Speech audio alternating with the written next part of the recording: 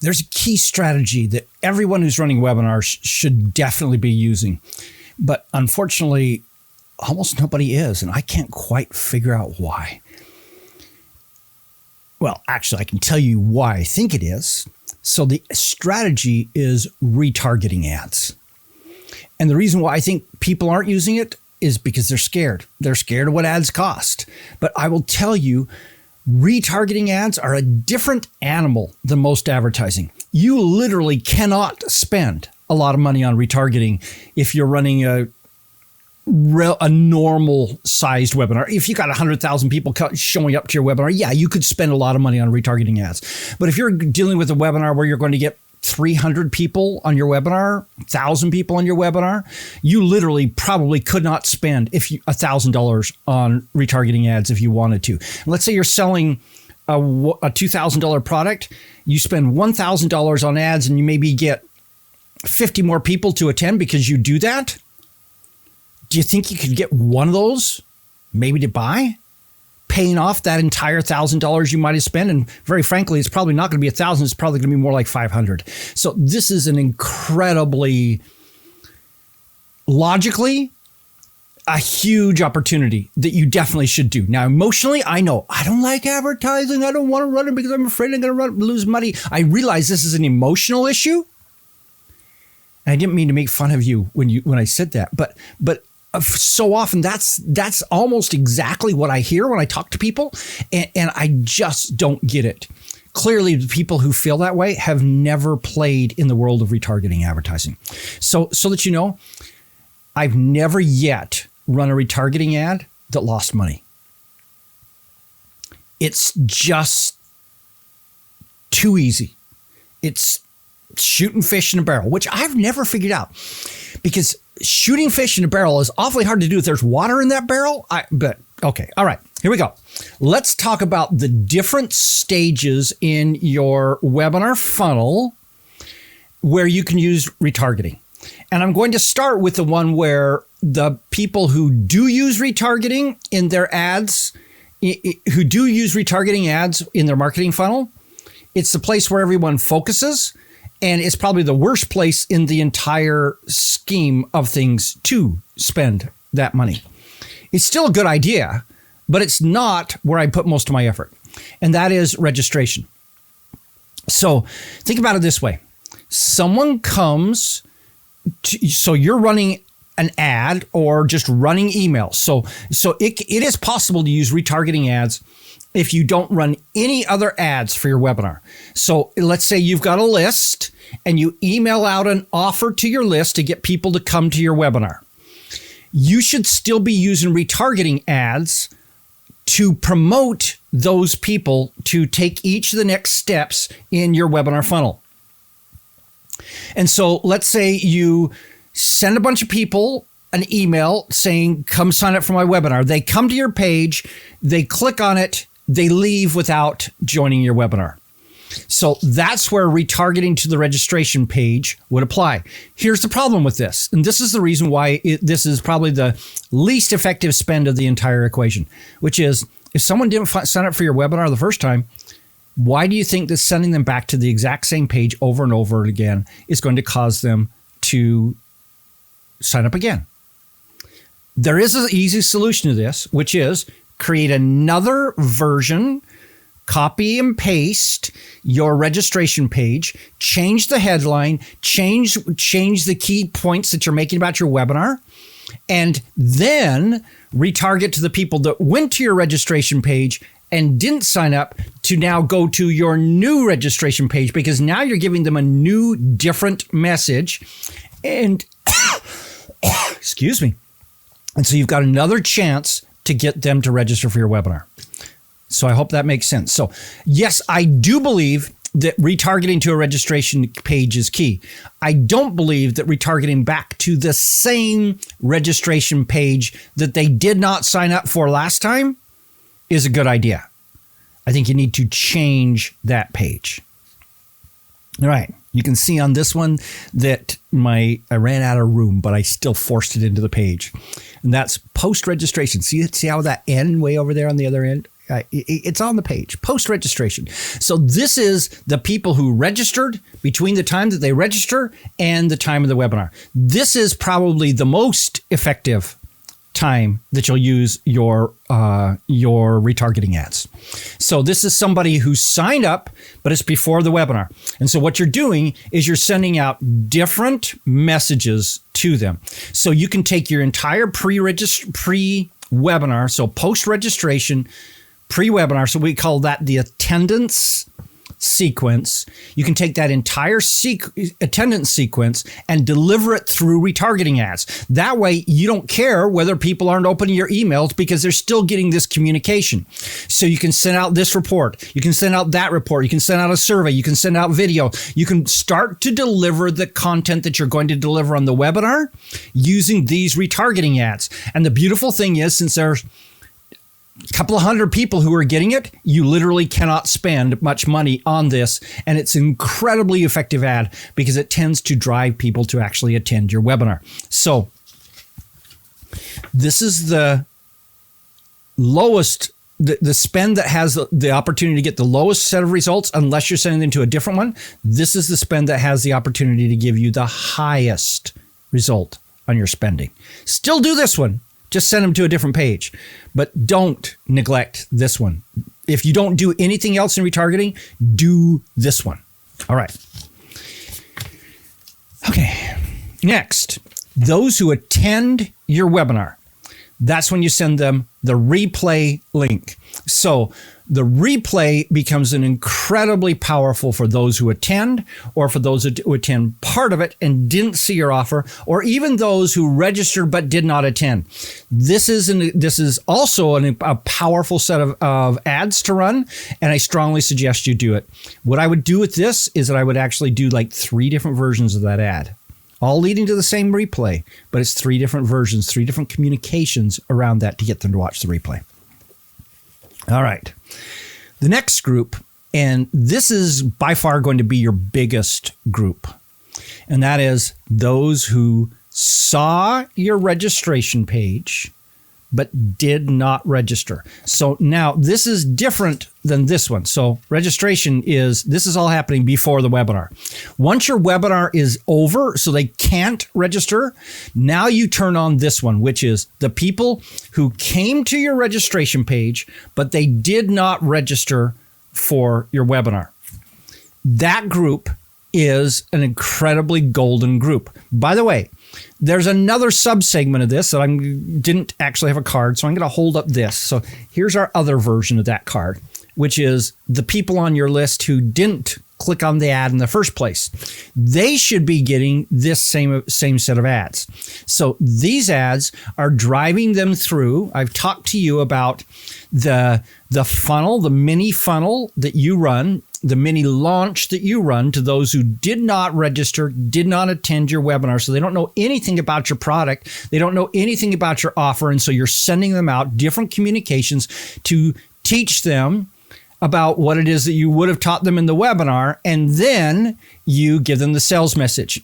That's what you're doing with this, is that you're basically doing what you would have sent out via email, via retargeting ads. You're sending them to each element of that progression to move them through it. Again, this enables you to reach them without spam filters, without low open rates, and those kinds of things. Final group is anybody who went through any of these but did not buy.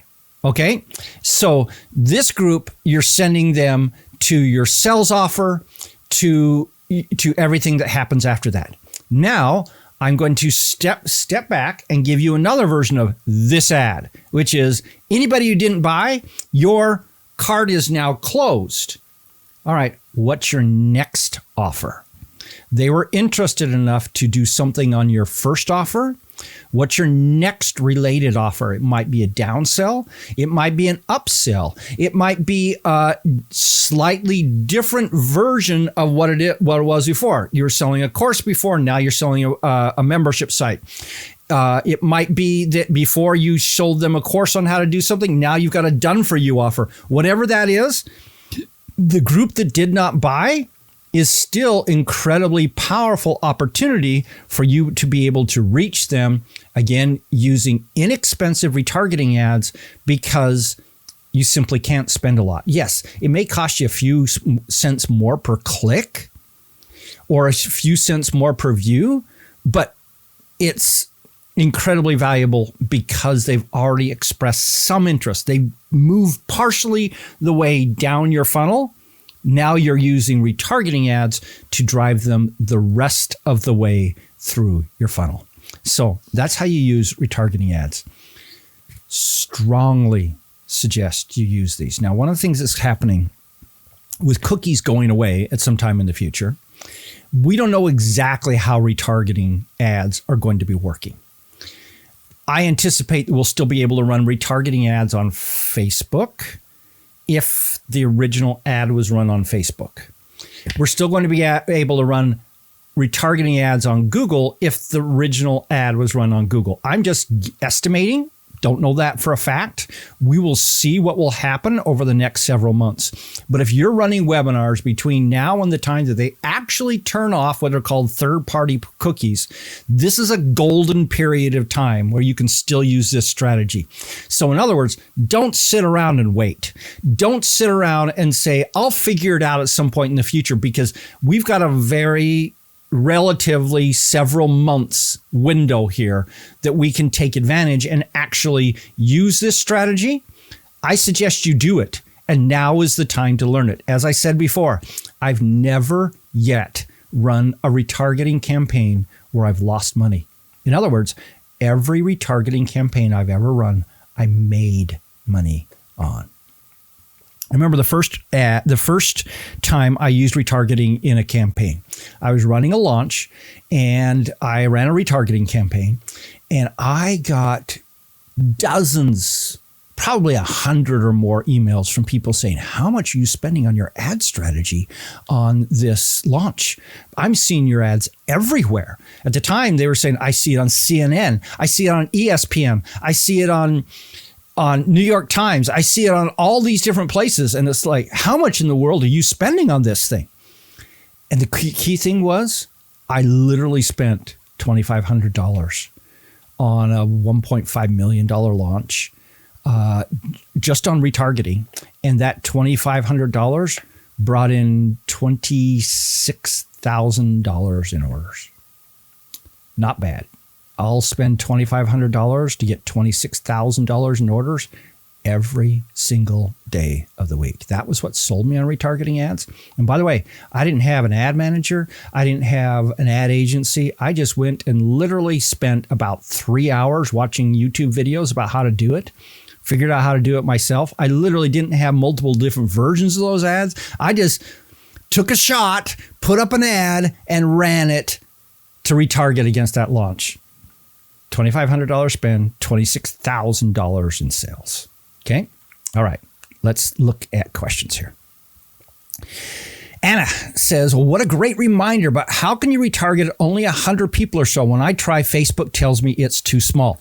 Okay. So you do need to get a slightly larger list. And I don't know exactly what Facebook's numbers are right now on retargeting, but here's what happens. I strongly suggest you actually kick in your retargeting early on before you get to the point of actually running your ad campaign. So in other words, running your webinar. So in other words, what you may want to do is take anybody who's been to your website in the 2 months prior and make them into a custom audience. And so now you probably have got, I have no idea how much traffic, but let's just say you've got 2,000-3,000 people who now can be on that initial retargeting list. So then those people you are retargeting to come to your registration offer. And so then you get more people to register, plus you also build more people into that larger retargeting list, which enables you to be able to do the kind of things that I'm talking about. The other piece I'll give you, Anna, that you may want to consider is there is a service called AdRoll, AdRoll. And I'm probably premature in saying this because I haven't checked ad rolls minimums lately. But ad roll enables you to be able to run your retargeting ads across multiple different platforms. And so my suspicion is they've got lower minimums because they literally run across multiple different platforms. So think about that, and let's play with it and bring it up with me, and let's see what we can do. Okay. All right. Would it be too much to ask a retargeting how-to video? Yes, that's way too much to ask. I could never do that. I'll put it on the list. Okay. All right. Ricky says we can retarget people through our email list, right? Okay. So technically you're not retargeting through your email list.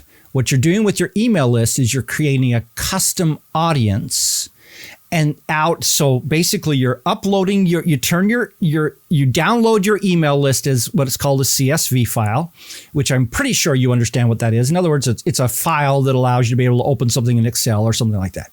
Okay. So you download it as a CSV file, then you can upload that file into YouTube or Google or AdRoll or any of these other services and create what we call a custom audience, which basically is saying, I want my ads to show to this group of people. So you created that custom audience. Technically, at this point, this is not retargeting, because retargeting means they've landed on a page in most cases. And I'm not being absolutely precise here, because you can do things with apps and things like that with this. But let's just take the usage that you and I are probably going to have most of, which is they landed on my registration page, but they did not land on my thank you page from that registration. That's this group right here. That's the people that I talked about in terms of the registration. So the trigger here is they landed on this page, but they did not land on that page. Or the trigger can be they landed on this page and they landed on that page. So that's where you would use for this one is post-registration. So they landed on my registration page and they landed on my thank you page. They now qualify for this one. Technically, you could just do that just by triggering it from they landed on my on my thank you page would generate that. Okay, so that's what you're doing there. So to make it to be 100% accurate. And by the way, the people in my life hate the fact that I try to be 100% accurate, and sometimes I take something that they're just asking a general question and I try to make sure it's accurate. So I just did that to you, and I'm sorry that I did that. But Ricky, that's technically what's happening. So you're not technically retargeting, though you can do that exact strategy. You can upload your list, run it as a custom audience, and then run ads to that. You're just going to not be, it may not be as inexpensive as I just talked about for retargeting, because you could have 20,000 people on it, and at 20,000, you can easily spend $1,000 across a webinar campaign. Okay. All right. Ricky says, wow, 1,000% profits. Yes. Anna says, okay, I'll YouTube it. And Isla says, thanks, Don. Interesting strategy. And Anna says, thank you. I'm inspired to learn retargeting. Good. That was my hope in bringing this up. Okay. Anna says, I've done that. I do custom audiences all the time with the emails, but what I have issues with is those who clicked. I've heard there's a little code that I need to add. So yes, you do. So I'm going to tell you what to Google, Anna and everybody else. You need to Google Facebook Pixel. Actually, why don't we Google add Facebook Pixel to my website? What that'll do is I'm sure that one of the first results is going to be Facebook, and just go to the Facebook page, because they say, here's how you go about getting that pixel. So you're going to log into your account. You're going to have to set up what's called an ad manager account. And then you're going to connect your page to your ad manager account. Then you're going to get a piece of code, and you're going to take that piece of code and you're going to put it on every single page on your entire website. And by the way, I'm going to give you a side note here. Sorry, I'm wandering here. One of the challenges with some of the tools that we use to create pages, like a registration page or a thank you page, if you're using a Lead Pages or a Thrive Themes or something like that, is that they don't automatically put that. So you can put it on every single page on your website, but if you actually build the page in Lead Pages and then run that page as if it were part of your website by using their plugin to pull that page in, you need to separately drop that code in on the Lead Pages page. Google that. Just Google add Facebook pixel to Lead Pages page, and it'll show you how to do it. It's literally a cut and paste operation. So once you've got that, then you've got it. And then right up at the top of your page, there you can also install, actually, I'm going to do that in a separate video at some point in the future. There is a thing called the Facebook Pixel Helper. And I'm going to do a live on this at some point in the future, just not this week, because this week I'm talking about webinars. Okay. All right. Isla says, me too, not quite ready, but definitely taking note of this. Ricky's saying, I appreciate you being accurate. Thank you. I wish I could get some of the people around me to believe that. Okay. All right. So there we go. I hope this helps. So some of you haven't joined Webinar Funnel Formula yet. I encourage you to do that. We've only got a few more days before we're closing it down, and I'd love to have you be part of that program because we get deep. Anna's taken it. She knows. We get deep into this kind of thing in that, and it's not all technical like this. A lot of it is more of the strategies and how to do things, but sometimes we have to get technical for a little bit and talk about technical things too. So go to webinarfunnelformula.com and sign up so that you can be part of this, and so go and opt in so you can see the replay of the webinar and see the things we're going to do over the next several days. And then I'd love to have you be part of the program too. This is Don Crowther saying, just go do this stuff.